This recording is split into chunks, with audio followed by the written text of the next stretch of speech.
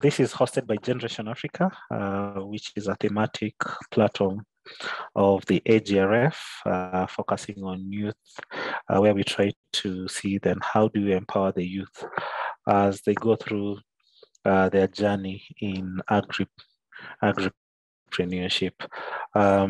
Today we are going to have a discussion around climate action. But before we get into it, I'd like to introduce our head to say a few words. So I'm Henry Lagat. I'm the Partnerships Officer for Generation Africa and the lead for the members group. So Dixon, welcome. You can say a few words before we proceed. Welcome, Dixon. Thanks, Henry, and hello, everyone. Good afternoon, good morning, depending on where you're calling from. Today, we are delighted again to be part of this members group call, this big umbrella that ensures that all people who speak the language of the youth and support of youth are sharing. And, you know, the theme today is very interesting. It's on climate changes, which is a cross-cutting agenda that we cannot miss out. And so, like Henry said, we try to strengthen the ecosystem of young agripreneurs, and we take a two-prong approach. So the first one is to identify the needs of young people and try to bring these services to them. And so that's why we have the online community, for example, Go Getters community, which a lot of people on this call are part of. And, you know, we skill them through an academy that is in that community, as well as linkages to mentors and markets. But then importantly, we also look at the high potential SMEs and try to give them mentorship through what we are calling Generation Africa Fellowship programs. And then on the other side, we set the agenda of youth at country level. So we go to countries and find the needs for youth. We try to catalyze action through doing assessments to identify what the youth need in most in those countries. And then we also identify partners that are important for youth to thrive. So the idea is to create a conducive environment through getting all the actors working together to support the youth who are getting into the business. So if you like, we are the gatekeepers. We sit at the back gate and ensure that all the youth that come into agriculture do not leave immediately, because we've seen that 60% of the young businesses, the MSMEs that are youth-led or women-led, don't make it to maturity level. And so we've identified that we need government on the table to make sure that the policies are right for the youth who are coming into the business.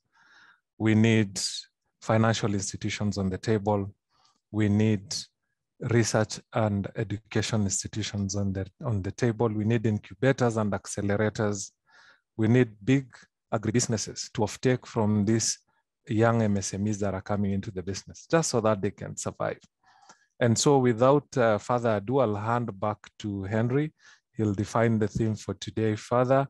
I'm looking forward to listening to resilience, climate change, you know, nutrition. These are things that we need to think about as we do businesses, because they're going to come back and bite us. So looking forward to this discussion. Thank you very much. Back to you, Henry, and over. Thank you, Dixon. We are going to jump right into it. So today the focus is on climate action. A lot is happening around the climate, and the youth are taking the lead, and even those who are not taking the lead, you know, in one way or the other, their businesses will definitely affect how climate change affects Africa in particular.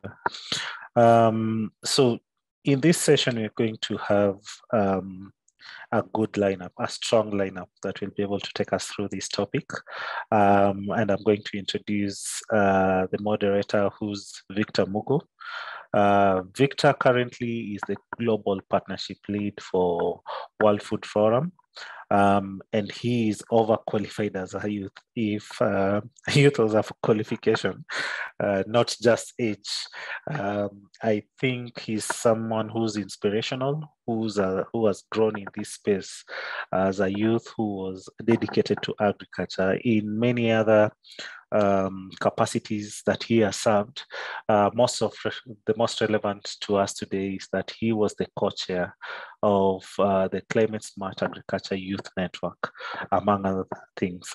So I'll let him introduce himself and take us through the session today. Welcome, Victor. Thank you, Henry. Really great to be here. So good morning, good afternoon, and good evening to all of you who are joining us from across the globe. A really warm welcome to this auspicious discussion, this Generation of Africa members group call, where we'll be discussing, we'll be deliberating, we'll be dissecting the topic of supporting youth in climate action. And just before I go ahead of myself and forget to introduce myself, my name is Victor Mugo. I'm the head of global partnerships at the World Food Forum. The World Food Forum is FAO's flagship youth empowerment platform for global youth in the area of food governance. And so at the World Food Forum, we serve as a youth tank and a think tank to foster and accelerate youth-led solutions that create a better food future for all. So in this regard, we use policy and scientific discussions, such as what we will do here and even at the World Food Forum flagship event in October, innovation awards, such as the Transformative Research Challenge, the Startup Innovation Awards. We also use educational activities, such as the teacher labs and the youth and student labs. We also use capacity development workshops, such as master classes, and cultural activities, such as music, art, photography, and film, just to incite youth-led positive action in our agri-food systems. And so if you want to know more about the World Food Forum, I'll just paste the link on the chat section, and then I think we will continue to interact from there. And now that you know me, I think it's also good that we know who's in the room. I see a very vibrant discussion on the chat, and so let's keep that flowing. It will be just great to familiarize ourselves with who is in the room. And so just go to the chat section, just write your name, your organization that you represent, and then we can all be happy knowing each other as one big family. And so let's just continue what I see on the chat, and we will continue to interact from there. And so let me just move directly into the discussion today. And today's discussion is really crucial. And I say this especially because we know that at the moment, climate change is one of the biggest threats to humanity today. And not just humanity, also in our food systems. Climate change is partly responsible for the 811 million people who are going hungry today. There are some other factors that are causing this. One is the COVID-19 pandemic. And we know how the COVID-19 pandemic has exposed the soft underbelly of our food systems. Second is conflict.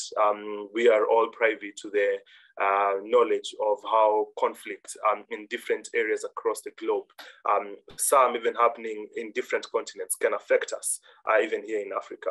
The Russian-Ukraine war has been a great challenge to our food systems, and also has exposed the soft underbelly of our food systems. And lastly is climate change. And climate change really is a big pain for our food systems and the clamor for us to feed ourselves. And not just discussing about humanity, not discussing about our food systems, even when we go down to young people, climate change is really a major issue. We know that young people bear significant risks from climate change. I am privy to the evidence from IFAD that states that the success and sustainability of efforts to create jobs for young people in the agricultural sector are copiously dependent on the future climate. And so the climate as we see it today will determine the success and sustainability of efforts to create jobs for young people. And we already know that young people are really, really vulnerable to climate change. When measured in terms of exposure, in terms of sensitivity, and in terms of adaptive capacity, young people are found to be especially disadvantaged in all these dimensions. When we even dissect this further and think about rural youth, they are even more vulnerable to climate change. And when we think about even young women engaged in food systems and in the agricultural sector, they are even more disadvantaged by climate change. And so we know that the negative effects of climate change will continue to cause income harm, will continue to cause livelihood losses, will continue to reinforce the youth's perception that agriculture is not a sector where they can find decent, meaningful jobs and resilient livelihoods. And so for this discussion, this is really important that we are having this discussion as a group and members and participants within this ecosystem. Because while discussing about this together, we can create programmatic interventions, we can come up with solutions, and best if these are youth-led solutions that can take us to the next level, while we are at the moment trying to define ourselves within this pivotal time and challenging time of history. And so today I'm very glad to be moderating this discussion, but I'm just here to set the scene because there are two very vibrant ladies who will be discussing to us and talking to us really about their practical perspectives of climate change and how this affects them. We know that climate change really affects people differently. And as a young agripreneur and as a young practitioner, we have two very good ladies that will be discussing this discussion, who will be leading this discussion, will be telling us and taking us deeper into their perspective of climate change, how it affects them, their sources of vulnerability, and what are some of the solutions that they see from their practical work that can enable them and also the whole youth lot to continue to progress within sustainable food systems and to make even our food systems better for everyone. And I do not have the requisite knowledge and capacity to introduce Caroline. She, I think, will do a better job at introducing herself. And so without further ado, help me in welcoming Caroline from Kim Planter, who will be discussing about youth-led solutions within the climate action space. Caroline, the floor is all yours. Thank you very much, Victor. That was such a nice introduction, and you have set the pace on a blaze mode. So we'll just take it from there. I'm really glad to be taking part in this amazing topic because it's the issue we face today, and it is the issue we must solve. So just to introduce myself, I'm Caroline Mwangi. I'm the founder and CEO of Kim Planter Seedlings and Nurseries Limited. We are based in Kenya. So Kim Planter Seedlings is a commercial propagation company, or rather a plant raising company. We propagate seedlings for vegetables, for fruits, for trees, and for herbs to all capacities of farmers. Our focus is on all types of varieties that can grow in different regions, but we have a specific liking for crops or varieties that are easily adaptable or well adaptable to hot and dry climatic conditions, because these are the areas where people are suffering a lot. And we believe there's still some potential in there to produce food. We have recently expanded our tree propagation capacity because of the afforestation agenda being so close to our heart.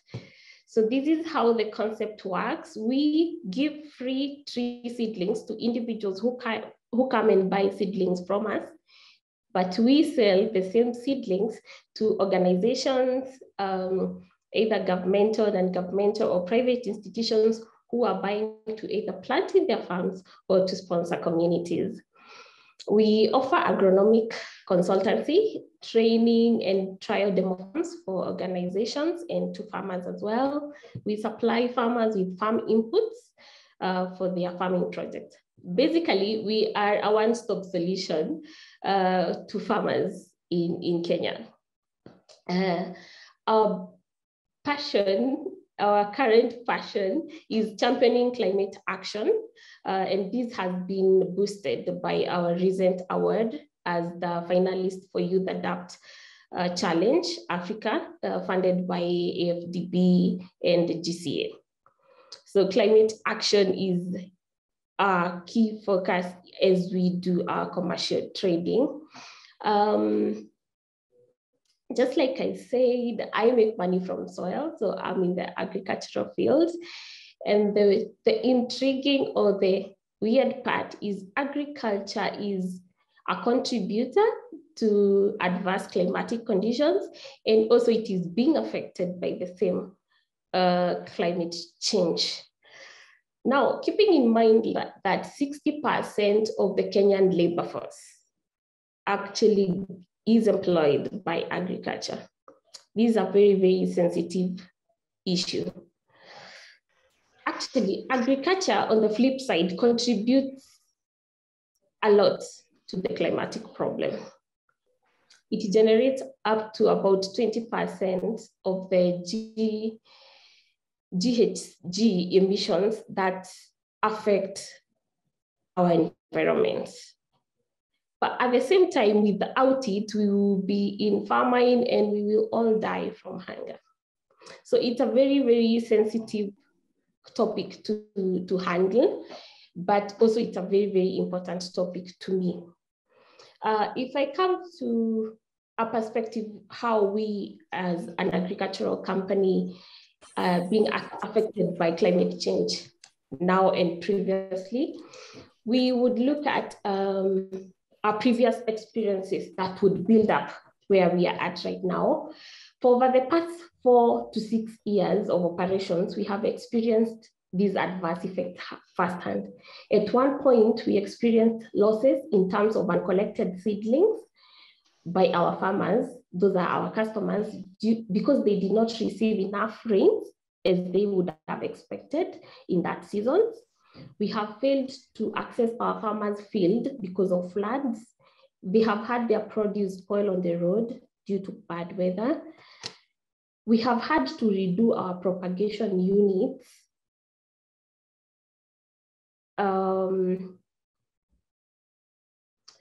because of the heat, the humidity that is affecting us. Really, this is a really serious problem to us, and this explains why we are passionate about it. Thank you, Victor. Thank you so much. It's really great to hear about what you are doing on the ground in terms of climate action. One thing that really stands out with me from what you said is that agriculture is a contributor for climate change. We can see about almost 30% of all greenhouse gas emissions coming from the agricultural sector. The other point, we can see agriculture being really affected by greenhouse gas emissions and climate change effects. And lastly, one of the greatest things that we could come out of that is agriculture really can become a solution towards the climate change and the climate crisis that we are facing at the moment. And you have enumerated ways in which yourself as an organization and as a business, you are innovating to ensure that as you continue to provide solutions to farmers, you can continue to provide solutions that are climate smart, solutions that ensure sustainability, and that you can also climate proof your agribusiness such that it's not affected by climate change. Just a question before we continue. What do you think would be a great way in which stakeholders within the landscape can support agribusinesses such as you to climate proof yourself and also to continue to provide climate smart solutions to smallholder farmers as you do? Caroline, back to you. Okay, thank you, Victor. Before I say exactly what we would expect other people to do towards climate change, maybe it's good if I highlight what we are doing as an organization and the farmers that we are working with. Having experienced all the adverse effects that I've highlighted, actually living out that just recently our greenhouses were blown away by strong winds in Kajiado, having us to relocate the unit. It's something we had to take by the heart and take responsibility and be part of the change. And so some of the measures that we have taken as a company is strongly encouraging and practicing climate smart agriculture, such as innovative water conservation methods, such as drip irrigation, use of solar power energy in our operations, land conservation by being land conservation by being very keen on what goes into our soil, what chemicals are going there, what fertilizers are going there, and also knowing that what we put in is exactly the garbage that we are going to receive, no matter the percentage we put in. So we are keen on that. We are also the ambassadors of afforestation, just like I mentioned, by encouraging tree planting in every practical space available, either it's in their house, in their homes, sorry, or in the farms. We are just trying to capture any gases that are emitted by our everyday activities. We have also dedicated ourselves to train the VMC, the vulnerable and marginalized communities, on the causes and the effects of climate change within their understanding levels, in the language they will understand in a way that relates to them. We might want to run away from being the cause and say most of the effects do not come from Africa, but we also have to look at what is our contribution towards this. And our strategy to deal with this is basically to train each and every individual, especially those who are left out of the topic, to understand how they contribute and how it will come back to them.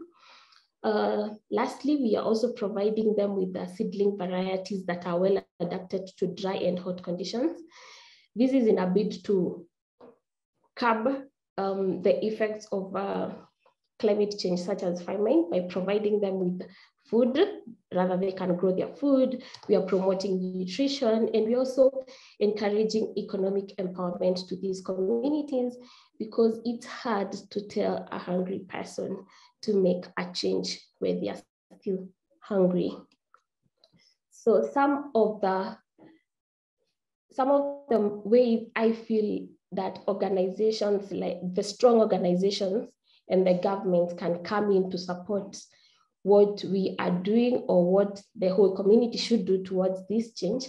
First, I feel it's educating or training about climate change in a language that people understand. If you bring together a group of youth and you start talking about climate action without really explaining what it is, you're going to lose them. It's not a topic they get to interact with every day. They need to understand it from a point of, how do I cause this?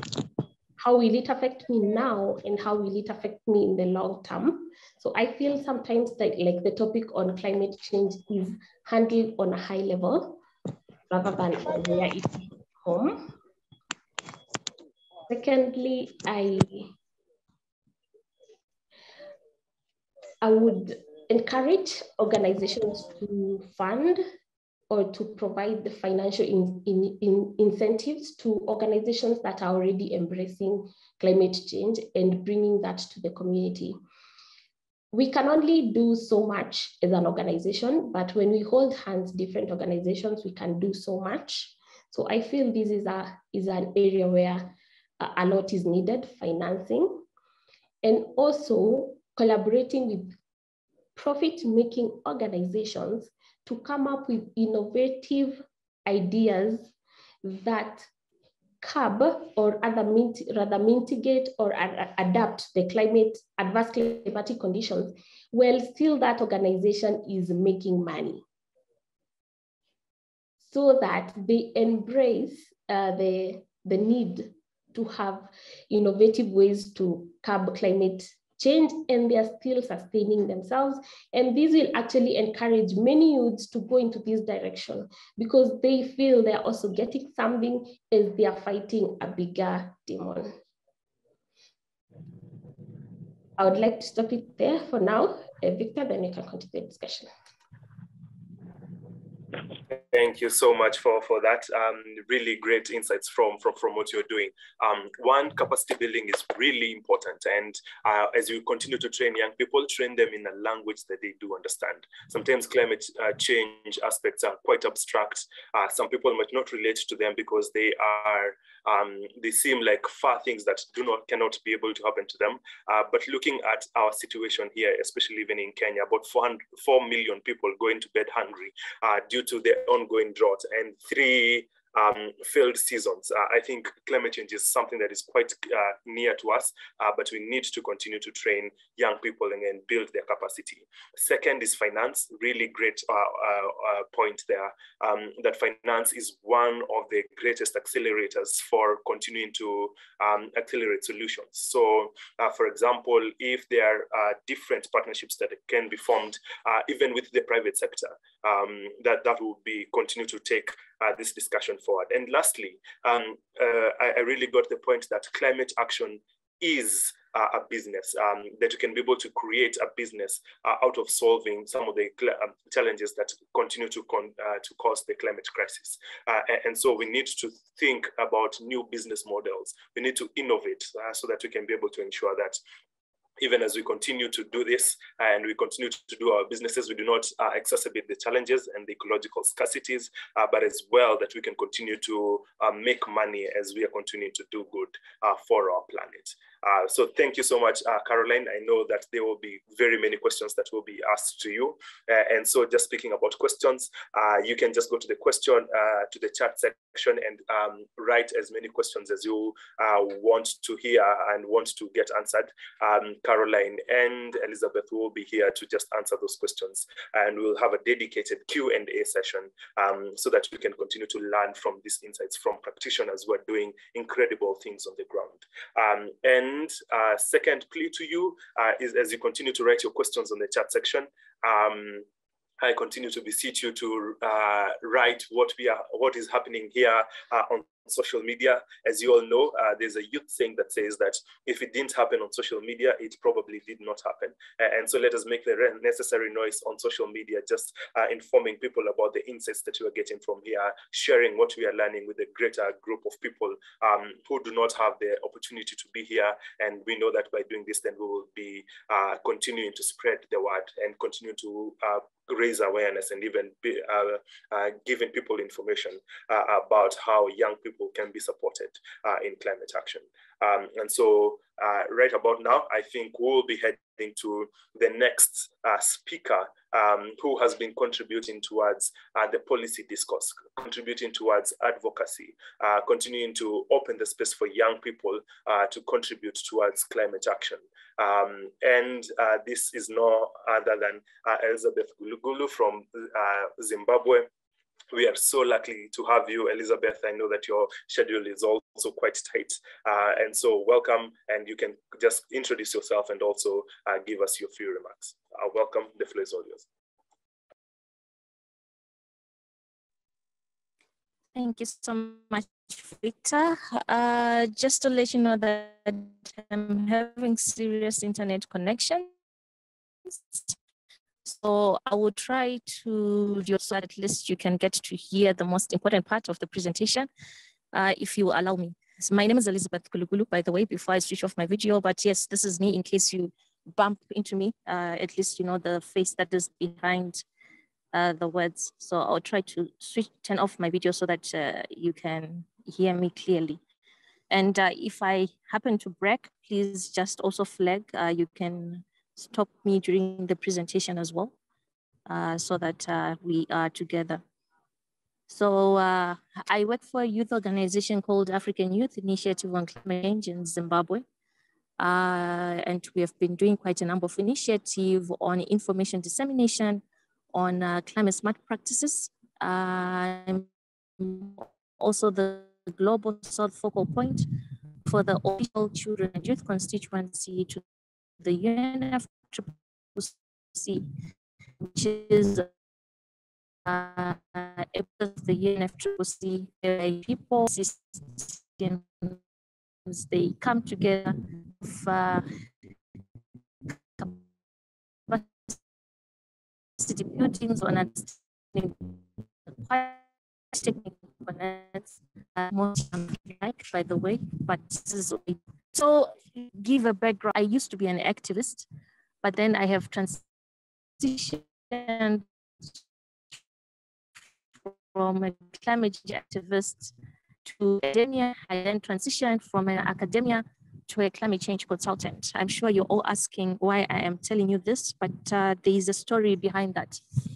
This would not have been possible if it wasn't for the support that I got from different institutions, from different individuals who believed in what in past years.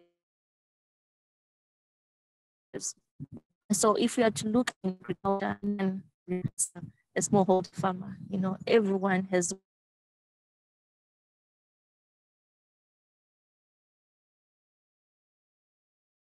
which is and dreams. I think it is from okay. Hi, Elizabeth. I think Okay, you there are seemed to be some background noise from my. Okay. I think we can hear you better now. Yeah, so you can just go ahead. Yes, we hope that your internet will cooperate.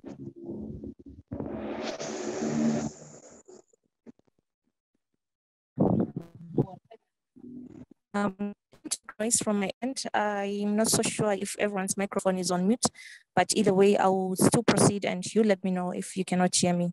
So I was about to say that, you know, this greenhouse gas emissions that we are often talking about, we have, you know, a fair share of greenhouse gas emissions coming from the agricultural space itself, you know, from life.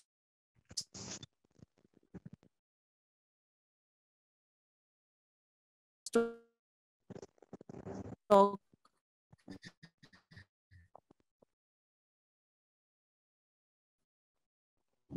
what we feed for our animals and is not that nutritious, and initiatives on making sure that they come with nutritious feed for the livestock, which is something that is quite recommendable actually. You also see that also this is also reduces a lot of food waste.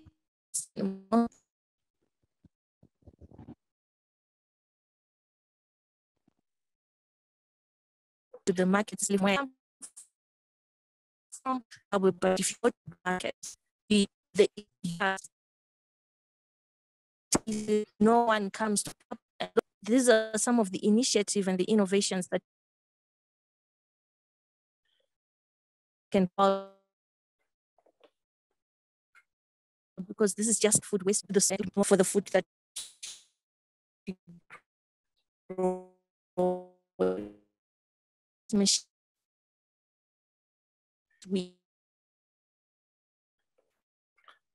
Hi, Elizabeth. Unfortunately, we can't hear you. You're breaking quite much. I don't know if you can. We can just utilize the chat section. I don't know if you have access to the chat function. You can always. We can ask questions. We can just head into the question and answer section, and then you can always write some of these questions, some of the answers to the questions that will be raised to you.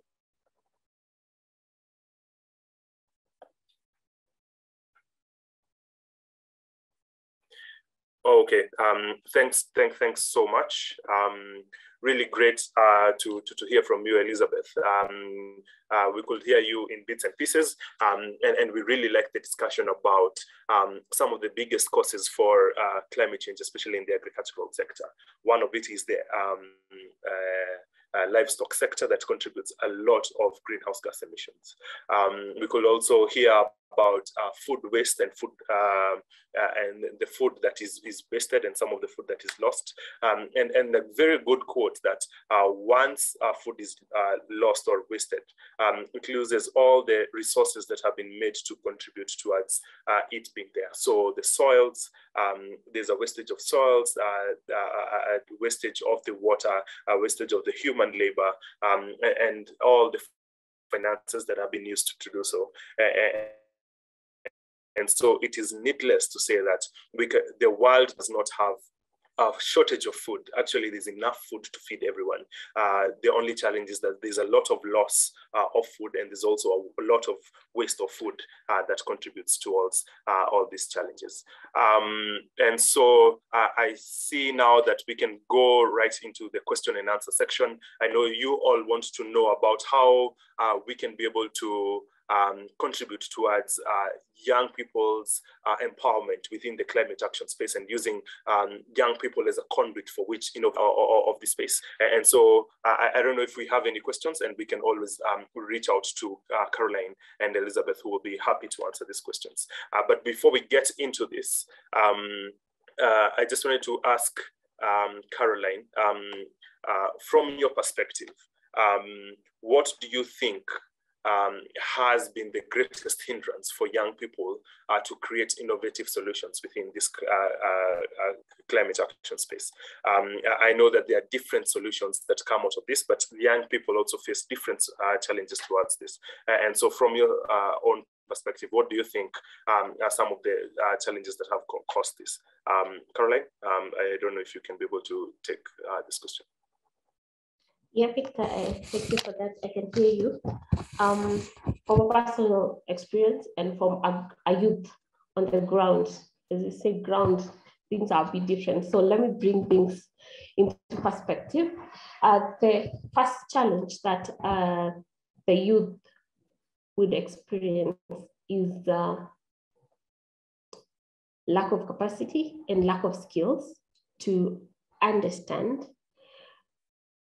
the causes and the consequences of climate change and where they come in, where the product they have can be a solution to this problem that is there. And if it is a solution, how do they go through the prototyping to actually to a product that can be used to solve a problem, finance that, and still be able to scale it to a level whereby it's no longer a social enterprise, it's a commercial business. Because again, I repeat, the only way to get the youth attention in this generation is whereby if it has some economic value.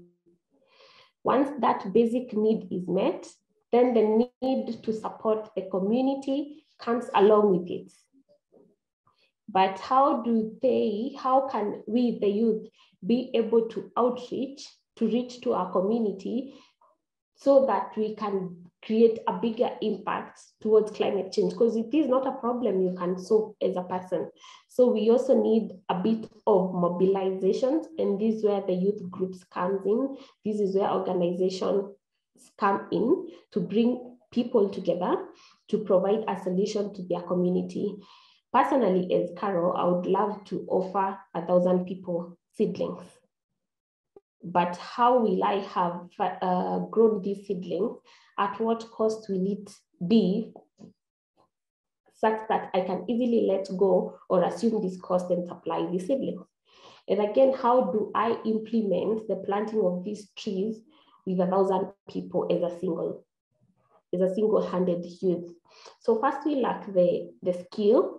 We lack the understanding of what climate change is all about, and the financial incentives on how to go about the passions we have or the products we have, getting them to be a solution to people.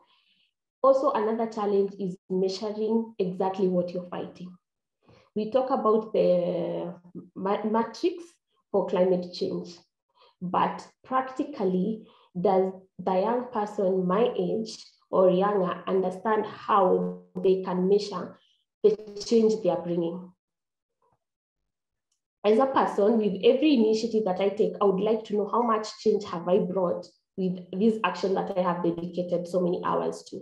So having the understanding of knowing how much have I captured and how much have I released as well.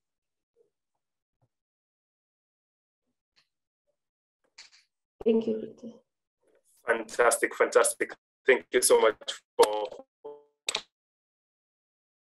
that intervention.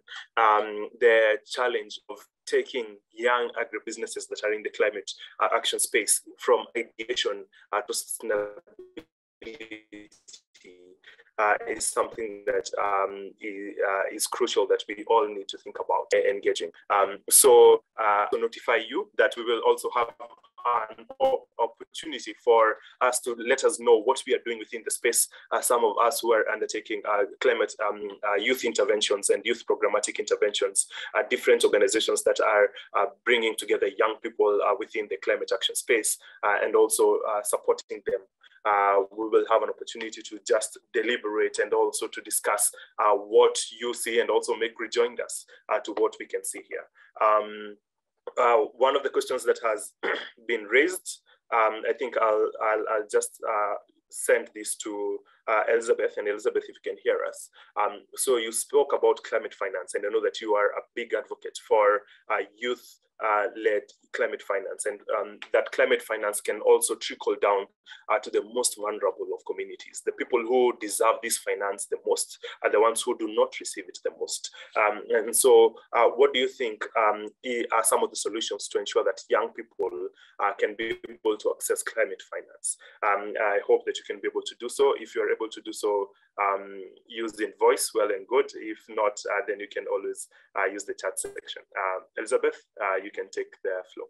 Let's see if your internet is better. Yeah, let's try this again. If it will work, let me know.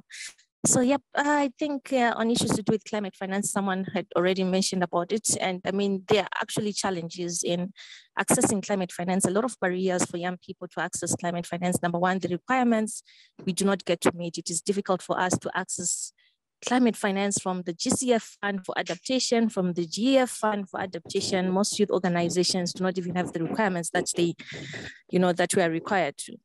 But one of the things that I've seen, one of the things that has been working in my country, to say, is, coming up with partnerships amongst organizations or, businesses themselves.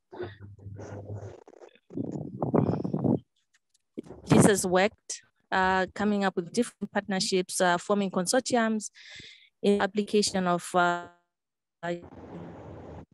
huge projects. This is really important. And so, creating with the private sector, with NGOs. If I'm talking about relationships, before you even approach them asking for the money, in the background of what you do, they need to understand what you do, impacts of what you're doing to the environment for in the first place. So it's not, just coming up with a business that is not sustainable, but they need to understand. Once partners, even the private sector, understand the initiatives and the projects that you're doing on the ground, it then becomes easy for them to support young people because they sort of like have a background and they have a history of what we are doing. Then last but not least, I mean, it's not a matter of, having access to climate finance, but it's also a matter of us as young people, how accountable and how transparent are we when we receive these funds as well? Because sometimes one innovation or a certain organization's initiative or business, if they are not transparent, it will affect generations and generations of young people, because people will say, no, young people, they are not trustworthy, they are not faithful, so we cannot give them funds, we have not seen anything. So it is always good for us as young people to be accountable, to be transparent, and to be trustworthy, because if we are not, then we'll also affect other young people and the new generations that are coming to have, it will be difficult for them to access those resources that we have benefited from. So I think this is all I have to say. Thank you. You managed to hear that. Absolutely, you are loud and clear, and really great points on that.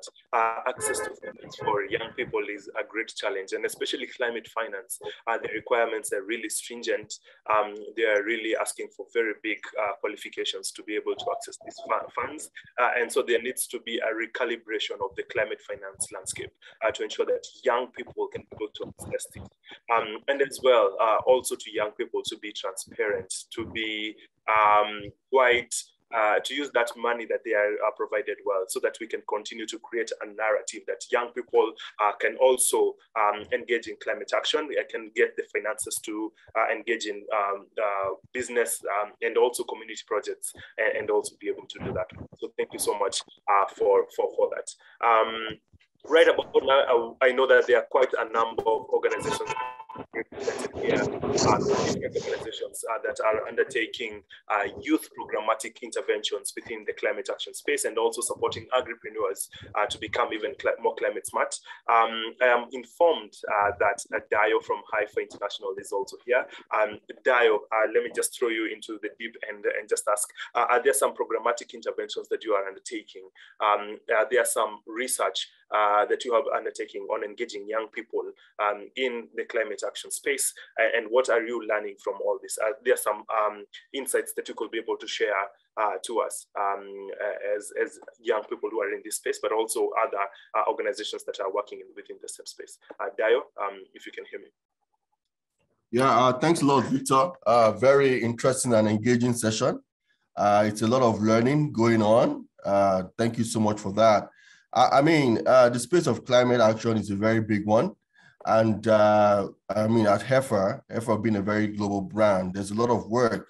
There's a lot of action that we are also putting into ensuring that the harmful effects of climate change and all the attributable impacts, you know, are lessened, such that smallholder farmers and agriculture at large is in a better place. At Heifer, there's a lot of work going on. Recently, we had embarked on a weather forecast program in Senegal, where we helped over 15,000 smallholder farmers to boost their resilience, farming resilience, through timely weather information that helps to shape their farming practices and enable them to boost productivity. This goes a long way.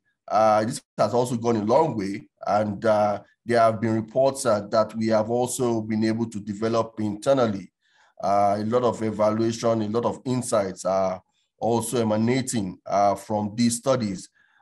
Some of them we would also like to share with you and the team. We can always link up with the Generation Africa team, share some of the work that is going on, some of these insights. Climate smart agriculture is indeed the way to go. I notice you're speaking, Victor. Am I audible? Hello, Victor.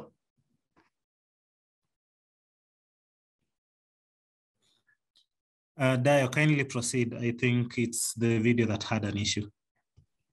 Oh, okay, but I'm audible. Can you hear me? Yes, loud and clear. Oh, okay. I hope I haven't been speaking to myself all this while. Just no. We've had you. We were hearing you.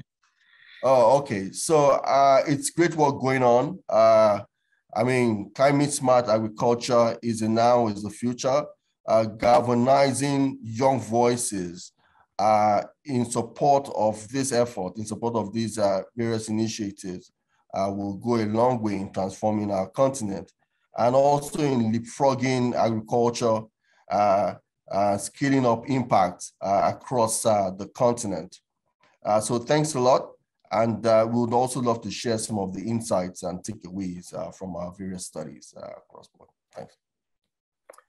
Thank you so much. It seems like my internet was having challenges as well, but it's good to be back and also to hear each and every one of you well.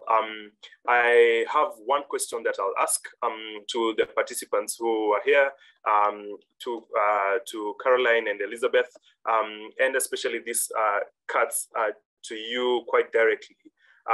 It asks, is climate change affecting women, and how differently is it affecting women compared to other people? I know I had already mentioned that women and young women, and especially rural youth, are quite vulnerable to the effects of climate change. But are there specific ways that you see climate change affecting young women within these spaces? Caroline, you can start, and then Elizabeth will follow suit. Thank you, Victor. Yes, it is.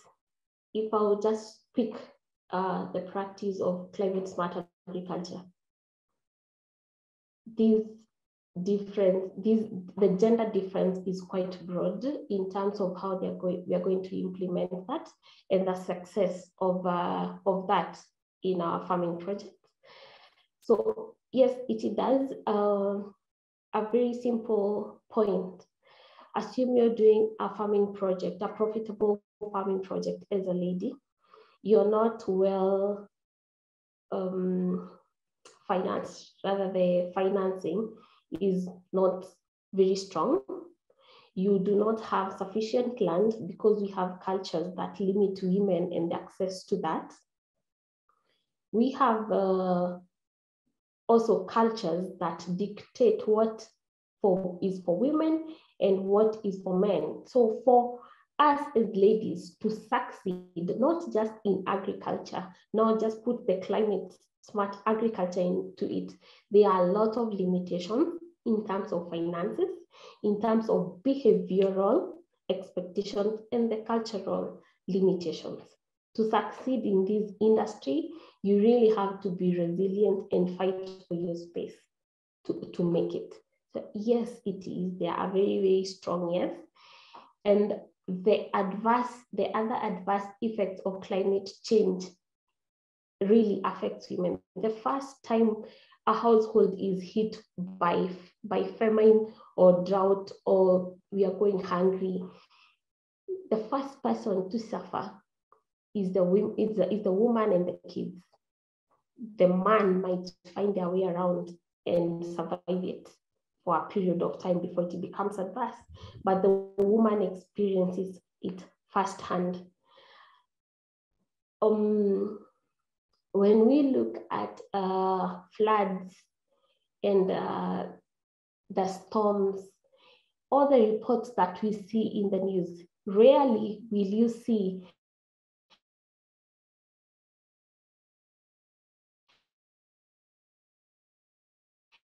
a family that is struggling and the man involved. Let's just be honest.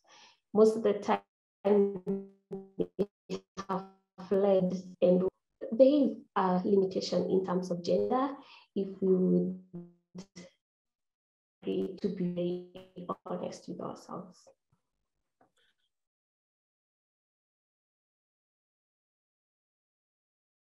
Thank you so much for that.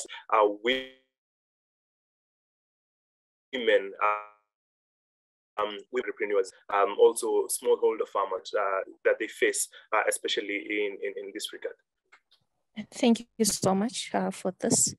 Yes, climate change really affects women, as the previous speaker just highlighted a lot of incidents and scenarios, and also just to mention about how women spend long hours in fields trying to make sure that everything is just right, because if they don't do that, then there is no food.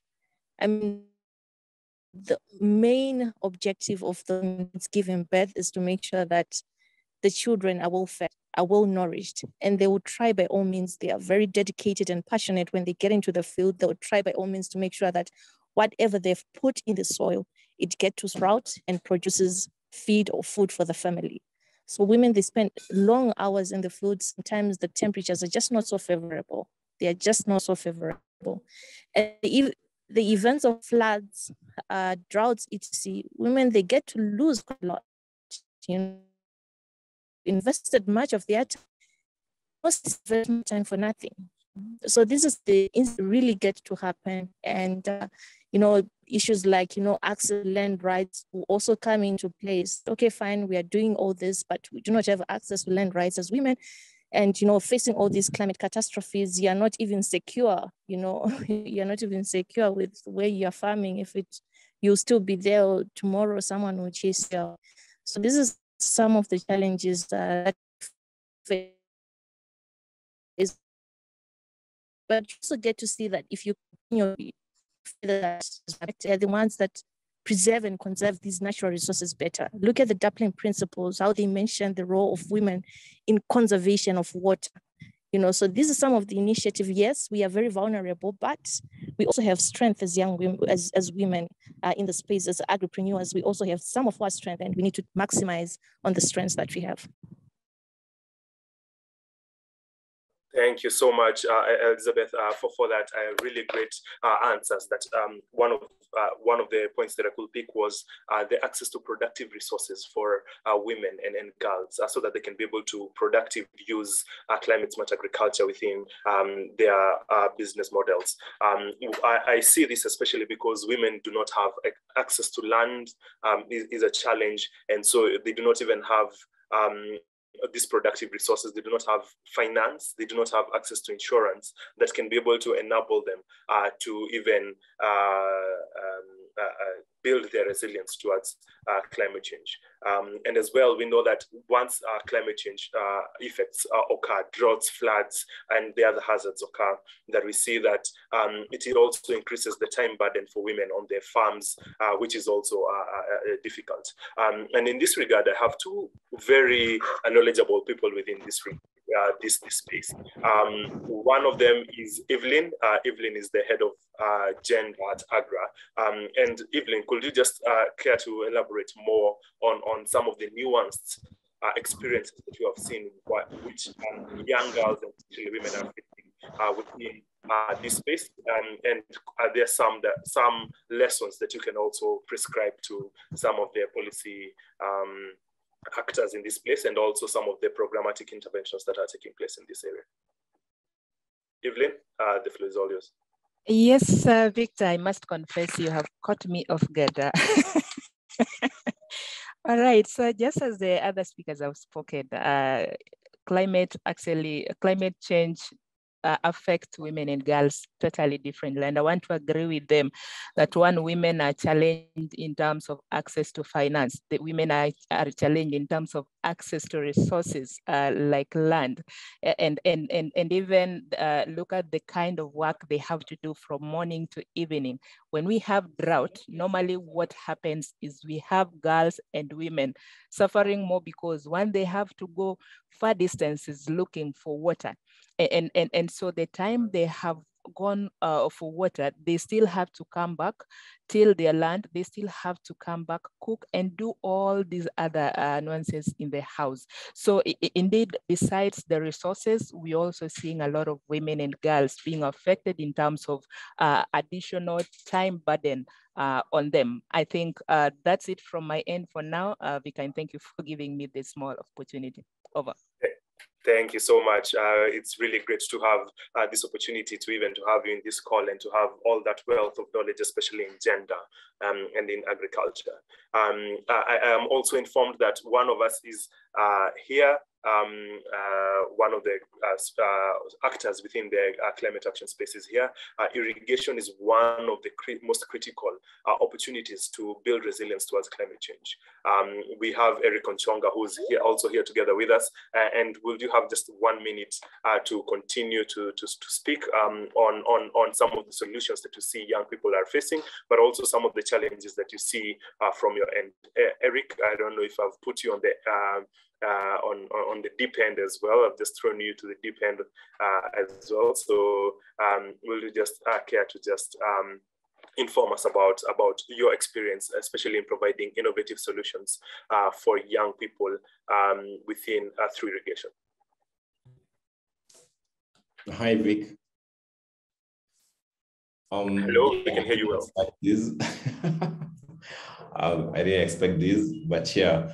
My name is Eric. For those who don't know me, I'm the CEO and founder of IrriHub KE. We're guys who provide climate smart irrigation technologies for smallholder farmers. And yeah, I'm a youth in this space. And of course, I can see a lot of young guys who want to actually jump into farming and also want to be entrepreneurs around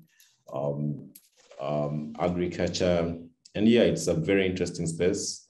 I might not have so much to say because I was caught off guard. Yeah, I didn't get like the last bit of the question. Maybe you just bring it on again. Okay. What are some of the challenges that you see, especially in accessing some of these irrigation technologies for young people? And do you see young people really engaging within this sustainable agricultural practice? Okay. The main challenges I see young guys are facing is one of it is lack of knowledge. They don't really understand what sort of technologies are out here and what they can do for them. And we're trying so hard as a company to try and deliver that information, through our social media, just to help them understand there's a big difference when you use technology in your farming practice compared to just the traditional ways. So I think there's that element of people lacking that information. And of course, affordability is also a key issue. Not so many young guys are able to afford these systems, which is quite a challenge. Even for us as a company, we're trying to figure out how we can come up with very innovative financing models, specifically for the youth and women, so that we can have more of these people taking up these technologies. And I think those are the two main challenges that I see. A lot of people actually struggle when it comes to adopting of these technologies. Thank you so much, Eric, and then my apologies for throwing you in the deep end. Really great to have you in this discussion, and also as an irrigation expert and climate smart agriculture expert, we are really glad to hear from you. So I just want to put this discussion to a close. And one of some of the things that I'm hearing and screaming out loud is, one, is that there's a need for capacity building. Young people need to be trained, need to be taught, need to have information about climate change, and also some of the effects that it's causing, and also know how they can be able to integrate innovative business models within their agricultural enterprises so that they can continue to undertake sustainable practices, and they can be also able to provide solutions towards the climate crisis. And so the greatest thing that I could hear is that information is power. And so the programmatic interventions that are held here, and also the policy actors that are here as well, can hear this, that information is power and capacity building is really necessary. The second point is the need for finance and climate finance, and it's really bottling down towards where young people are, and in community projects, in small chunks, small grants where young people can be able to implement climate smart agriculture solutions. We already know that there's a difference within the access to finance between young women, for the youth to climate finance, and we need to reduce the bottlenecks, these challenges that really cause and also limit young people from accessing this kind of finance. We also know that climate smart agriculture solutions are also expensive, and so we need to ensure that they are also affordable to the people who need them. The third thing is that the young people need to continue to innovate within this space. Some of these solutions will just require innovation, and so there needs to be a rife space for innovation within young people's spaces, so that young people can continue to innovate and produce and come up with more innovative business models that can be able to enable us to ensure that we can build our resilience towards climate change. And also the aspect of climate justice also comes along. We know that Africa only contributes about 4% of all total greenhouse gas emissions. And so while some other continents are really causing these greenhouse gas emissions, we also need to ensure that young people in Africa who are the most vulnerable can also access these solutions and can also access climate smart agriculture information.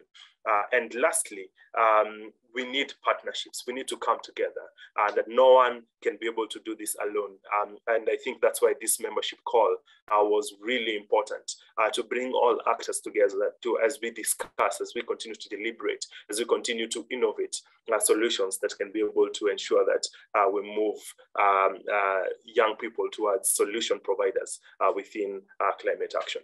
And so let us think about capacity building, finance, partnerships, and innovation as the key ingredients to take us forward. And so the discussion does not end here. I know that this is just the beginning of the discussion. Let us continue to share more information on the chat section as we, with the limited time we have, and also on social media. You already know the social media handles for Generation Africa, Go Getters, Agra, the AGRF, the people who are concerned here, Henry Lagat, Amanda Namai, Victor Mugu as well.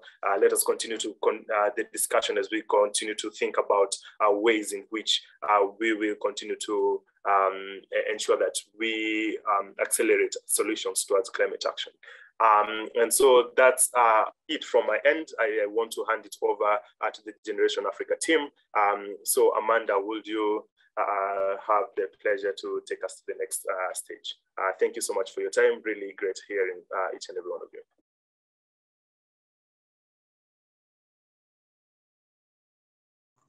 Thank you, Victor. And yes, I do take pleasure to pick it up from you. Large shoes to fill in.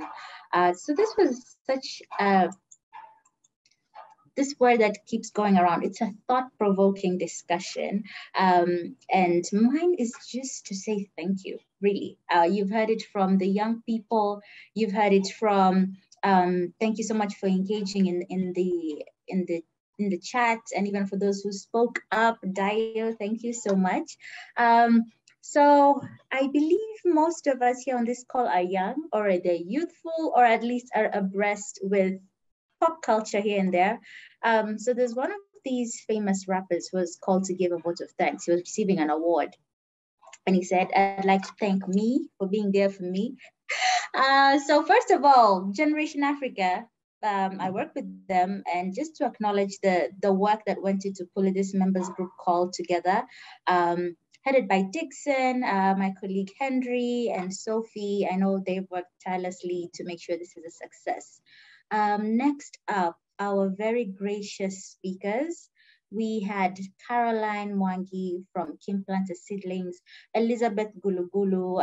I know you are facing challenges with your network. I know you are currently in another program, but you made time to make this call, and we say thank you so much. Victor Mugo, you have always been a supporter for Generation Africa wherever you go. CSAY, Nourishing Africa, and even now with World Food Forum.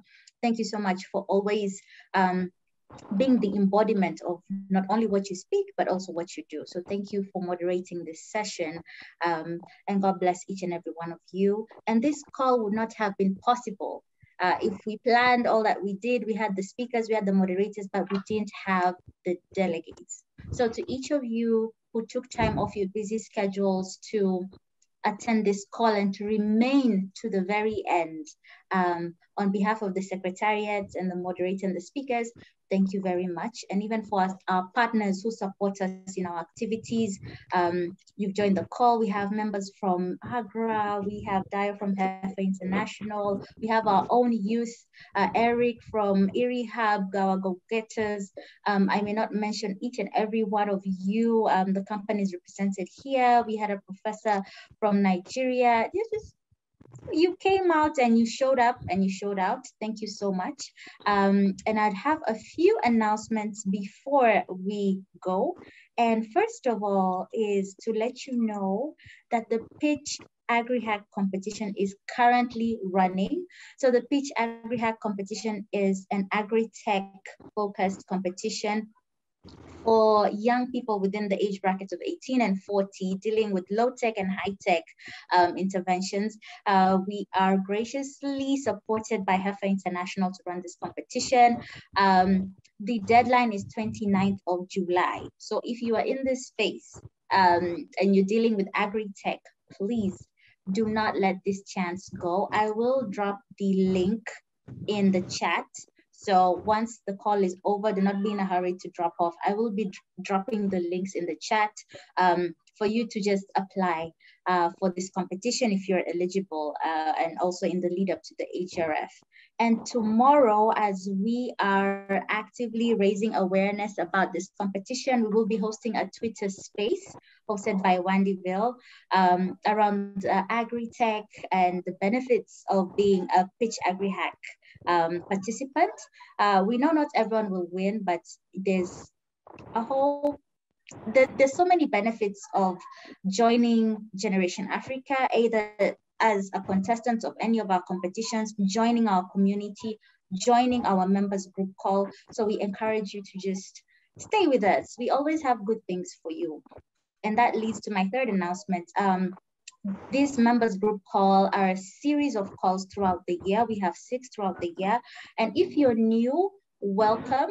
And if you'd like to join us going forward, you can send an email to members@genafrica.org. Once again, I'll put this in the chat.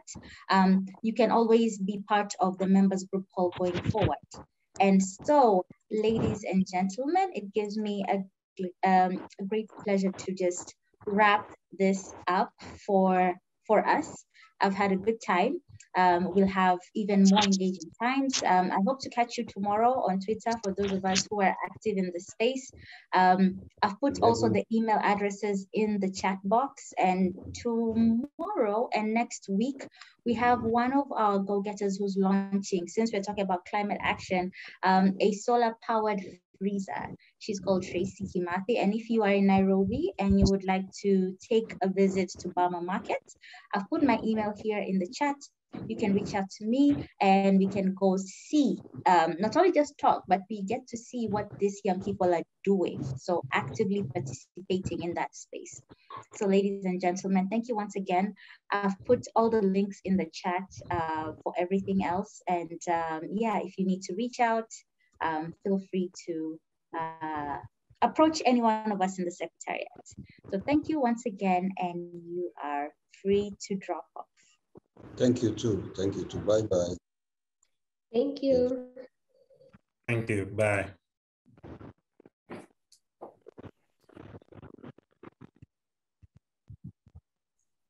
Thank you. Thank you. Thank you. Okay, bye. Thank you. Thank you. Goodbye. Thank you. And bye-bye. Thank you, Amanda. Thank you, Agri. Thank you, everyone.